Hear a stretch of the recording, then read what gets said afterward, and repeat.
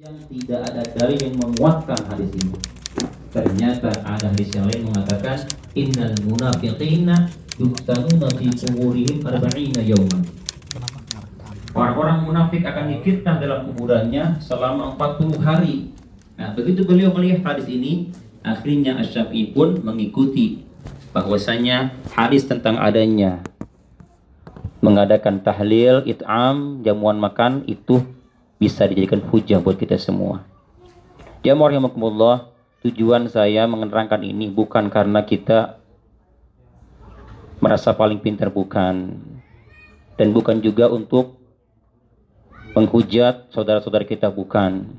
Tujuannya adalah mungkin diantara kita ada yang ragu apakah ini ada dalilnya, dasarnya itu. Setelah kita tahu dalilnya, jangan pernah kita menghujat saudara-saudara kita, tidak boleh. Jadi kita punya ilmu bukan tujuan untuk berdebat, bukan. Kita lihat sebuah hadis dari At-Tirmidzi, hadis sahih garib. Beliau mengatakan, Nabi bersabda, "Man talabal ilma," barang siapa yang mencari ilmu, tujuannya liyumari bihil ulama, tujuannya ingin menandingi para ulama. Siapa mencari ilmu, tujuan ingin menandingi para ulama. Yang kedua, wayumari bihi sufaha, atau tujuan dia mencari ilmu untuk berdebat dengan orang-orang bodoh.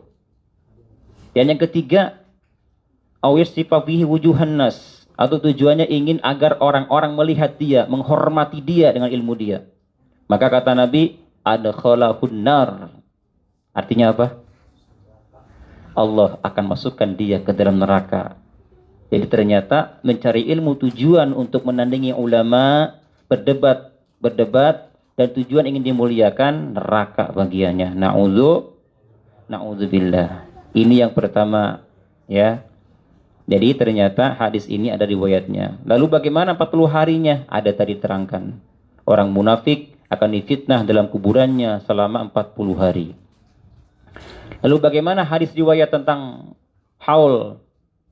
1 tahun lamanya ada mengadakan haul, kan? Di sini ada ya. Alhamdulillah tadi siang saya pun ada haulan dari tetangga tadi yang meninggal dunia.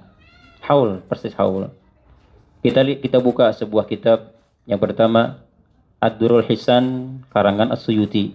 Yang kedua kitab Daqaiqul Akhbar karangan Al-Hafidz Abdurrahim bin Ahmad Al-Qadhi. Diterangkan di situ bahwa ada sebuah riwayat Rasul bersabda, "Idza matal mu'min." Idza matal mu'min, apabila orang mukmin meninggal dunia, darat ruhuhu, ruhnya akan terus mengelilingi rumahnya itu.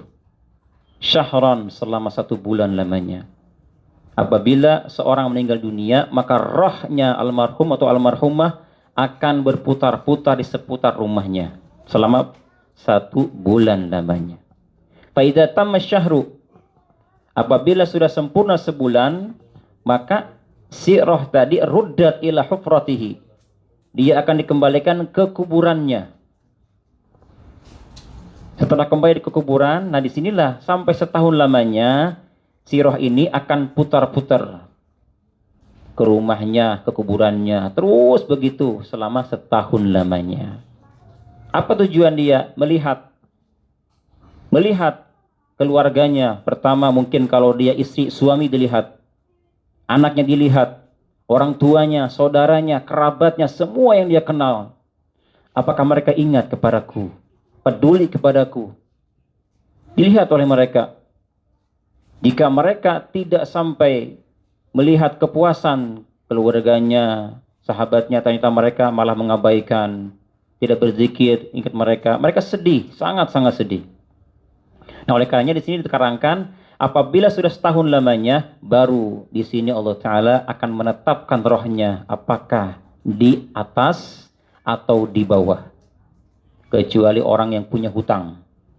Kalau orang masih punya hutang, rohnya tidak naik ke atas, tidak turun ke bawah. Kenapa? Hutangnya belum dibayar. Dan orangnya pun tidak ridho, dan dia memang tidak ada niat untuk bayar hutang. Maka rohnya akan terus gentayangan. Tapi bukan aku takutin. Bukan. Dia nggak bisa naik, nggak bisa turun. Teriak-teriak terus di atas rumah-rumah orang-orang. Wahai orang yang hidup, ingatlah aku. Itulah orang yang tidak ada tujuan niat bayar hutang, maka rohnya nanti akan seperti itu. Nauzubillah. Jamaah rahimakumullah. Dalil tadi mengatakan bahwa di sini rohnya jika sudah setahun lamanya maka akan dikembalikan. Tergantung Allah Ta'ala. Apakah ke atas berarti dia orang yang baik. Jika ke bawah orang yang tidak baik. Nauzubillah. Ini pertama. Yang kedua, ada sebuah hadis sahih mengatakan Rasulullah SAW beliau suka ziarah. Ziarah ke Baqi'. Tahu Baqi' Pak ya? Di mana Baqi'? Di Madinah.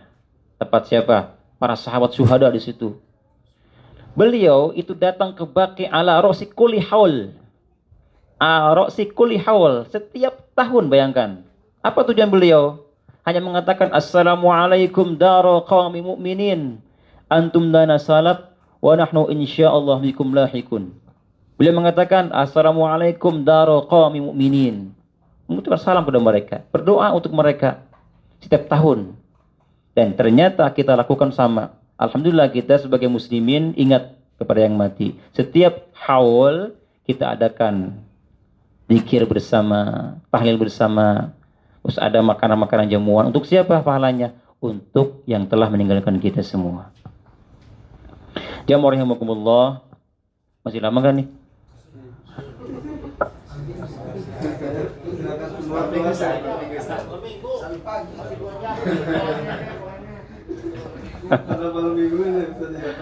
Oh gitu.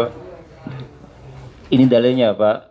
Sebetulnya saya tidak mau nerangin ini, nggak mau karena takutnya ada perpecahan. Bukan itu. Tujuan saya bukan untuk itu, tapi agar kita kuat. Jadi yang ragu tentang dalilnya ada ternyata hujahnya. Dan insya Allah kita semua masuk ke dalam ayat Al-Quran Al-Hasyr ayat 10. Allah berfirman, "Walladzina ja'u min ba'dihim yaquluna rabbana ighfir lana wa li ikhwanina alladzina sabaquna bil iman." Perhatikan ayat ini. Walladzina ja'u min ba'dihim, dan orang-orang yang datang setelah mereka, setelah muhajir, ansor. Yaquluna, mereka suka berdoa. Apa doa mereka? Rabbana ighfir lana, ya Allah ampuni kami. Wali ikhwanina, dan semua saudara kami. Siapakah mereka? Alladzina sabaquna bil iman, yang telah mendahului kami dengan keimanan. Artinya apa? Kita diperintahkan oleh Allah Ta'ala untuk mendoakan orang yang telah mendahului kita. Siapa yang mendoakan maka masuk ke dalam ayat ini. Insya Allah kita semua masuk ke dalam ayat Al-Quran Al-Hasyr ayat 10. Alhamdulillah. Yang kedua, hadis Nabi mengatakan, hadis ini banyak riwayatnya Pak, Bukhari, Muslim, Nasa'i, Tirmidzi, Abu Dawud, bahwa idza mata ibnu Adam, apabila anak Adam meninggal dunia, in qata'a amaluhu, maka akan putus amalnya. Bukan amal yang lain, amalnya dia putus. Kecuali 3. Yang pertama, shadaqatin jariyah, sedekah jariyah. Kita belum melakukannya. Yang kedua, ilmin yuntafa'u bih, atau ilmu yang dimanfaatkan, yang diamalkan. Jadi semasa hidupnya almarhum atau almarhumah, beliau punya satu amalan yang diikuti oleh yang hidup. Maka insya Allah sepanjang amalnya diikuti, pahalanya tidak akan pernah putus sampai hari kiamat. Dan terakhir, waladin sholihin, atau anak soleh yang mendoakannya. Kita siapa kita ini? Kita ini walad, bukan ibnun. Ada istilah ibnun, ada bintun, ada waladun. Kalau ibnun, anak laki-laki asli, anaknya sendiri, itu ibnun. Kalau bintun, anak perempuannya asli. Tapi kalau waladun, anak umum. Bisa anaknya, anak tetangganya, anak sahabatnya, yang mendoakan yang mati, termasuk waladun soleh. Insya Allah kita semua termasuk walad soleh. Amin. Amin insya Allah. Jadi insya Allah doa kita ini walaupun sedikit, Allahumma gfirlahu warhamhu, insya Allah sampai kepada beliau. Dan insya Allah hidangan ini yang kita makan di depan kita ini, insya Allah pahalanya buat almarhumah. Semoga beliau pun nanti di sana tersenyum melihat kita bersama-sama kumpul peduli kepada beliau. Dan semoga beliau diampuni semua dosa-dosanya, dilapangkan kuburannya, ditempatkan di jannahnya Allah Ta'ala, dijauhkan dari nerakanya Allah Ta'ala. Dan terakhir, ada sebuah cerita, Pak.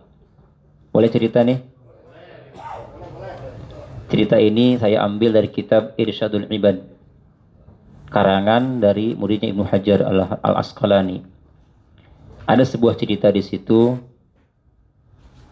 bahwa ada seorang syekh bermimpi bahwa dalam mimpinya beliau melihat ahlul kubur, penghuni kuburan keluar semuanya. Dan di tangan-tangan mereka memegang mangkok, Pak.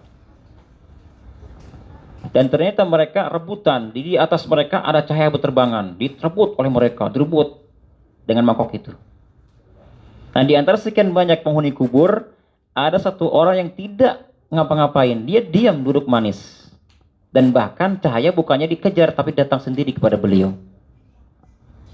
Lalu ditanya, "Wahai fulan, kenapa Anda tidak seperti mereka? Mereka sibuk dengan mangkok mencari cahaya, Anda tidak.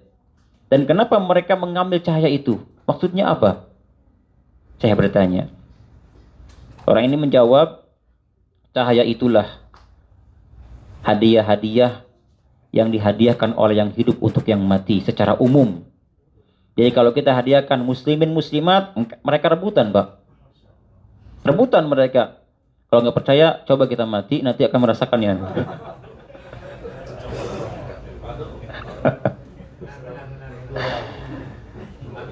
Iya, mati dulu nanti. Gimana dalam kuburan kita? Bener nggak? Nah kemudian, Anda kenapa tidak rebutan? Untuk apa rebutan? Saya punya anak soleh. Nah ini, anaknya namanya si Fulan. Dia tukang goreng yang di pasar Anu. Setiap hari dia hatam Al-Quran dan pahalanya buat saya. Subhanallah. Dia bangun dari tidurnya dan membuktikan. Dia buktikan bener nggak omongan orang yang mimpi yang apa dalam mimpinya itu. Dia datangi pasarnya, dia lihat tukang gorengan, dia lihat bibirnya. Subhanallah, Pak. Apa namanya, gerenyam-gerenyam tuh. Baca Quran ternyata dia. Ditanya, "Anda namanya si Fulan?" "Betul." "Anda punya bapak namanya si Fulan?" "Betul." "Anda sedang apa?" "Baca Al-Quran." "Buat apa?" "Pahalanya buat almarhum." Subhanallah. Singkat cerita, berapa lama berjalan, mimpi lagi bapak ini. Saya ini mimpi lagi. Dalam mimpinya ternyata yang tadinya duduk manis menunggu cahaya datang, kali ini dia tidak begitu. Dia rebutan lagi. Kayak rebutan seperti yang lainnya. Begitu ditanya, ternyata putranya telah meninggal dunia. Nah, oleh karena itu, kita harus peduli kepada orang yang meninggal dunia. Mereka hanya mengharapkan doa kita, Pak. Doa dan doa kita. Insya Allah mereka senang dengan itu. Oleh karenanya, kita kalau tidak punya harta yang banyak, kita mungkin kan terbatas, ada orang terbatas, Baya, nggak punya harta untuk sedekah untuk mereka, lakukan sholat. Sholat berapa rakaat? 2 rakaat. Apa rakaat yang pertama? Baca Al-Fatihah. Al-Fatihah 1 kali, ayat kursi 1 kali, At-Takatsur 1 kali, dan terakhir surat Al-Ikhlas 11 kali. Rakaat pertama apa? Al-Fatihah sekali, ayat kursi 1 kali, At-Takatsur 1 kali, dan Al-Ikhlas 11 kali. Itu tiap rakaat seperti itu. Setelah selesai sholat, ini hadisnya saya temukan dalam kitab Nihayatuz Zen, bahwasanya tidak ada mayit yang meninggal dunia yang paling mengerikan kepada mereka selain malam pertama. Yang paling menakutkan bagi mayit adalah malam pertama dalam kuburan. Dia percaya, buktikan saja nanti. Kita lihat, subhanallah, begitu bangun dari kuburannya, kaget dia kan. Ini apa putih? Kok ini ada kapas? Ini apa tembok gelap? Depannya ada malaikat berdiri dengan wajah yang menyeramkan, bawa tongkat, bawa gada, suaranya seperti petir. Bayangkan, Pak. Nah akhirnya kata Nabi, makanya kalian sedekahi mereka. Jika kalian peduli pada mereka, sedekahi mereka. Jika tidak mampu, kerjakan sholat tadi 2 rakaat.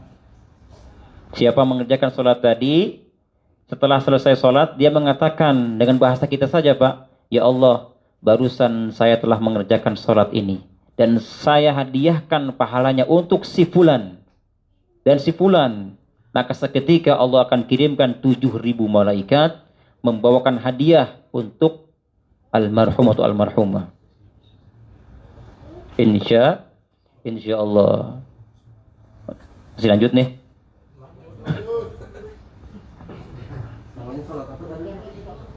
Ada 2 namanya. Ada yang menyebutkan surat hadiah, ada yang menyebutkan surat unsi.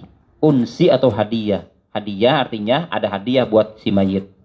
Kalau unsi artinya betah, artinya orang yang tidak betah asalnya dalam kuburan, begitu disolati dengan cara tadi, pahalanya diberikan, maka dia unsi betah dalam kuburan. Datang cahaya, datang ini itu.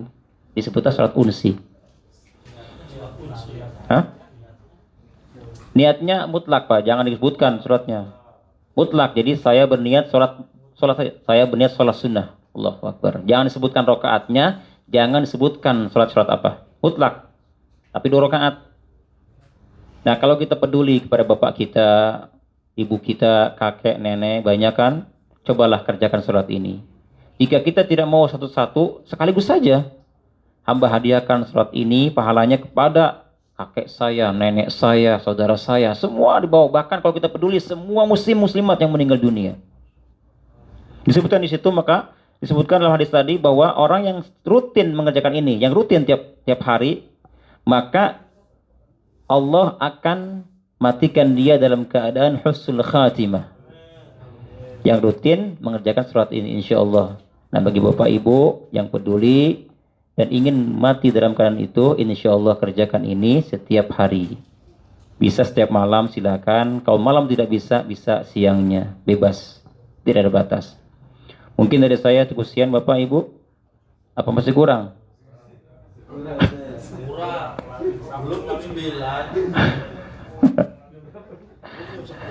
Baiklah Pak, terakhir nih. Terakhir saya punya cerita. Cerita ini dalam kitab Uqudul Lujan kalau tidak salah. Ada seorang nenek-nenek tua, nenek-nenek, dia bernazar. Ya Allah, dia punya cucu Pak sakit, dibawa ke sana ke sini nggak pernah sembuh. Dia bernazar, ya Allah, seandainya cucu saya hidup, sehat seperti sedia kala, saya bernazar kepadamu akan dikubur hidup-hidup. Karena udah nggak mungkin hidup, udah parah penyakitnya. Nah dia mengucap itu kenapa? Karena nggak mungkin sehat. Ternyata Allah takdirkan sembuh dia, sembuh dan sehat. Akhirnya si nenek ini datang ke sarung Syekh, wahai Syekh, saya pernah bernazar kepada Allah Taala bahwa saya akan dikubur hidup-hidup jika cucu saya sehat. Apakah itu bisa dibatalkan, Syekh? Kata Syekh, wal yufu nuzurahum. Nazar tidak boleh dibatalkan, harus dipenuhi. Aduh Syekh, gimana Syekh? Ini berapa nazarnya? 7 hari katanya. 7 hari dikubur hidup-hidup. Singkat cerita, akhirnya dia dikubur, Pak. Dikubur pakai selang bagaimana nih? Biar dia nggak mati ya. Dikubur. Setelah dikubur, datang malaikat maut. Datang kepada dia. Dengan suara yang seperti itulah yang digambarkan dalam hadis. Dan dia bisa jawab semuanya karena masih hidup. Marrabbuka? Allahu Rabbi. Wa man nabiyyuka? Muhammadun Nabi. Wa ma kiblatuka? Al-Ka'batu kiblati. Wa ma imamuka? Al-Qur'anu imami. Dan seterusnya. Selesai ditanya, dia lihat di situ. Subhanallah, ternyata dalam kuburan itu berkamar-kamar dia cerita. Makanya kan ada istilah dalam Al-Quran, hatta zurtumul, sampai kalian dan ziarah ke kuburan. Artinya apa? Kayak tempat ziarah Pak, ziarah-ziarah ini. Di kamar-kamar dia lihat, kamar ini terang subhanallah, ini terang subhanallah. Nah ada satu kamar di antara sekian banyak kamar yang gelap gulita. Ini gelap. Di sana nggak ada lampu seperti ini Pak, gelap, terangnya terang alami. Begitu disamperin, ini kenapa gelap gulita? Dia datangi, assalamualaikum. Dia nggak jawab, karena salam tidak wajib bagi yang mati. Begitu deketin, ternyata ada seorang ibu yang menangis menyesali perbuatannya semasa hidup. Ditanya, ibu namanya siapa? Kalau ibu punya salah kepada hamba atau anak Adam, saya akan sampaikan kepadanya. Karena saya masih hidup, ibu. Saya punya suami, katanya. Punya suami, suami saya berdosa kepadanya. Tolong nanti sampaikan ke suami saya, namanya si Fulan, alamatnya di mana disebutkan, ampuni semua kesalahan saya kepadanya. Singkat cerita, selesai 7 hari. Ya masih hidup, subhanallah, Pak. Ya angkat, keluar dari kuburannya, dan didatangi suaminya itu. Dan ditanya bahwa dia pernah bertemu dengan istrinya dalam keadaan gelap gulita, nangis tiap hari karena dosa kepadanya. Karena suaminya, istri saya sangat salehah, tidak mungkin sedikit pun dia punya dosa kepada saya. Mungkin coba ingat-ingat lagi, Pak, tidak ada, kata suaminya. Dia solehah, tidak ada bandingannya, katanya menguji. Ingat-ingat lagi, Pak, tidak mungkin kalau dia tidak solehah, kenapa harus gelap kuburannya? Diingat-ingat, oh mungkin nih, baru mungkin dulu pernah.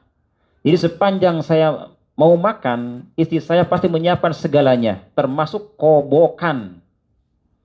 Pernah sekali dia mungkin lupa tidak bawa kobokan. Hati saya mengatakan, kenapa nggak bawa kobokan? Gitu doang hati saya. Apakah itu dosanya? Seandainya itu, ya Allah, saya maafkan kesalahannya. Dan subhanallah, dimimpikan itu si istrinya itu terang sekarang. Gara-gara kobokan tadi. Bagaimana kalau lebih dari kobokan, Pak? Untung nggak ada ibu-ibu ya. Aku ibu nyiapin ember.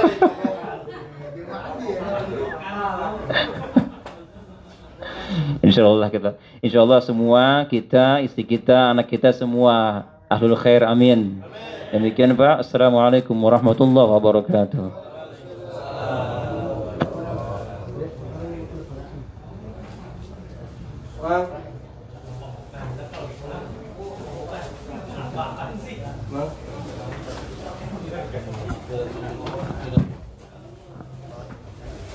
Terima kasih Ustadz, tausiahnya menyentuh banget, begitu luar biasa, terutama menyentuh ibu-ibu katanya.